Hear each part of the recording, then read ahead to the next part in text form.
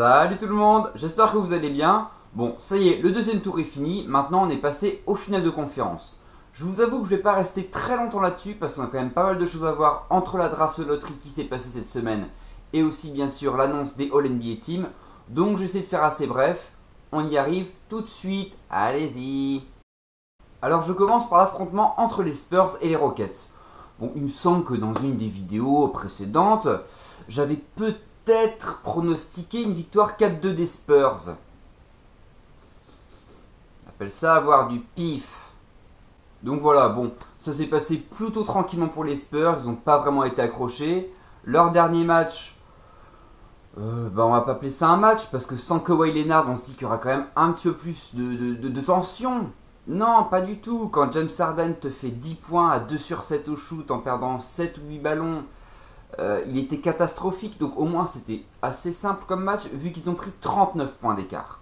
Donc voilà, on passe là-dessus. Très bonne série des Spurs, même si la blessure de Kawhi Leonard va être un petit peu problématique. Vous le verrez donc bien sûr en finale de conférence. Du côté stats, on retrouve bien sûr Kawhi Leonard avec 24 points, 10 rebonds et 6 passes de moyenne, à des pourcentages très propres de 50% au shoot et 45% à 3 points. Roulez madame, je prendrai 2 baguettes avec. Du côté des perdants, bon évidemment on ressort que James Harden a fait une série correcte. Bon, les 5 premiers matchs étaient plutôt pas trop mauvais. On va dire que sur la série il tourne quand même à 24 points, 10 passes de moyenne. Mais à des pourcentages un petit peu douteux avec 41% au tir et 30% à 3 points. Ça fait moyen. Pour leur intersaison, ils n'ont pas vraiment de marge de manœuvre au niveau financier, donc je pense qu'ils vont tabler sur la continuité et espérer peut-être faire un bon coup cet été, mais bon, je vois pas ce qu'ils peuvent faire. Dans la conférence Est, il y avait les Celtics qui étaient opposés aux Wizards. Bon, cette série allait jusqu'au match 7, notamment grâce à un John Wall énorme dans le match 6, qui plante le 3 points pour passer devant et donc pousser un match 7 chez les Celtics. À 3 secondes de la fin, il me semble, bon, c'est vraiment un très gros shoot qui a donné des espoirs aux Wizards. Mais bon, dans ce match 7, c'était un petit peu compliqué parce que quand on tombe contre un Kelly Olynyk, oui, Kelly Olynyk est bien un joueur NBA, oui, même s'il ressemble beaucoup à un hard métalleux, hein, je sais, mais non, il est très fort. Il met 26 points, dont 14 points dans le dernier quart, pour offrir la victoire aux Celtics dans ce match 7 à domicile. Bon, bah, ils vont pas s'en plaindre, hein. Dans ce match 7 chez les Wizards, on a notamment vu que John Wall a été très en difficulté sur son shoot en fin de match, étant donné qu'il a fait 0 sur 11 sur ses 11 derniers tirs dans le match. Donc ça fait un petit peu tâche pour un des meilleurs joueurs de la NBA. De son côté, Bradley Beal, lui, a été énorme avec 38 ou 39 points, il me semble, donc vraiment, lui, rien à se reprocher.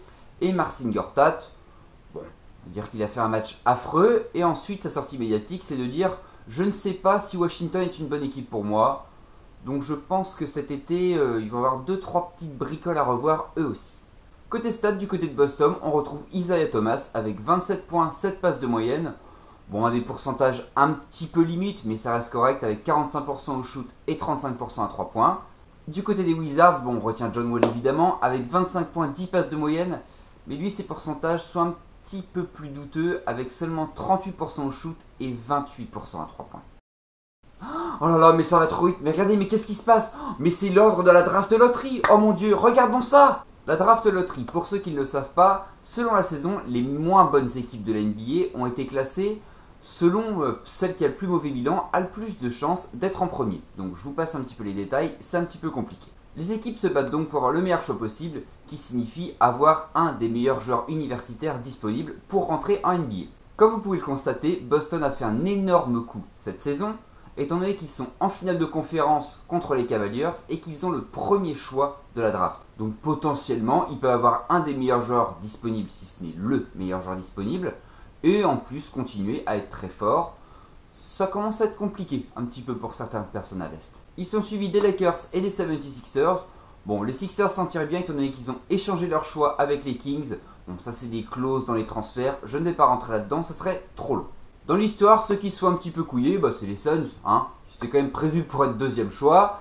Ils se retrouvent quatrième. Bon, bah, c'est pas super sympa pour eux, mais c'est pas terrible non plus. Mais bon, vu la qualité de la draft, notamment au poste de meneur, ils auraient pu mieux s'en tirer.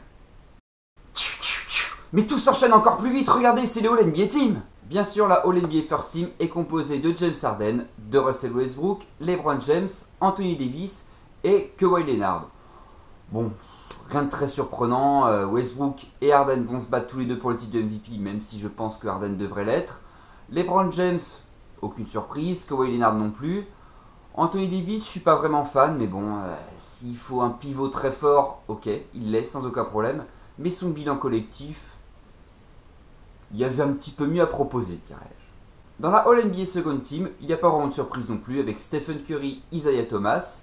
On retrouve sur les ailes Kevin Durant et Giannis Antetokounmpo, alors qu'au poste de pivot, on retrouve Rudy Gobert qui était à seulement 4 points dans la All-NBA First Team. Pour faire les équipes, c'est plutôt simple. On a demandé à 50 journalistes de voter pour leurs 3 meilleures équipes de la saison. Chaque joueur placé dans la première équipe reçoit 10 points, dans la deuxième 8 et dans la troisième 5. Ensuite, on additionne tous les points pour chaque joueur et au total, on voit que Rudy Gobert a 4 points de moins qu'Anthony Davis. Dommage pour lui. Bien évidemment, de la All-NBA Third Team, on retrouve John Wall, Jimmy Butler, DeMar DeRozan, Draymond Green et DeAndre Jordan. On aurait aussi pu penser à des gens comme Karl Anthony Towns, Gordon Hayward, DeMarcus Cousins, Damian Lillard, encore même Klay Thompson. Bon, c'est vrai qu'il y a des gens qui restent sur le carreau, c'est un petit peu dérangeant, mais évidemment, quand il n'y a que 15 places, forcément il y aura des déçus. Donc je trouve ça plutôt justifié cette année, même si, comme j'ai dit, Anthony Davis dans la All-NBA First Team, j'aurais plutôt mis Rudy Gobert, même si je ne suis pas un grand fan de Rudy Gobert. Mais on est obligé de reconnaître que, vu ce qu'il fait, je pense que c'est actuellement le meilleur pivot NBA dans l'influence qu'il a dans le collectif. Pas individuellement, qu'on soit bien d'accord. Voilà, c'est fini, j'espère que ça vous a plu. Bon, comme d'habitude, j'ai essayé d'aller vite, mais vous savez bien, je suis lent, je n'y arrive pas, j'ai trop de choses à vous dire. Donc dans la prochaine vidéo, on se retrouvera avec les finales de conférence. À l'ouest, c'est les Golden State Warriors contre les San Antonio Spurs. Ça va aller vite. Et à l'est, c'est les Cavaliers qui sont opposés aux Boston Celtics.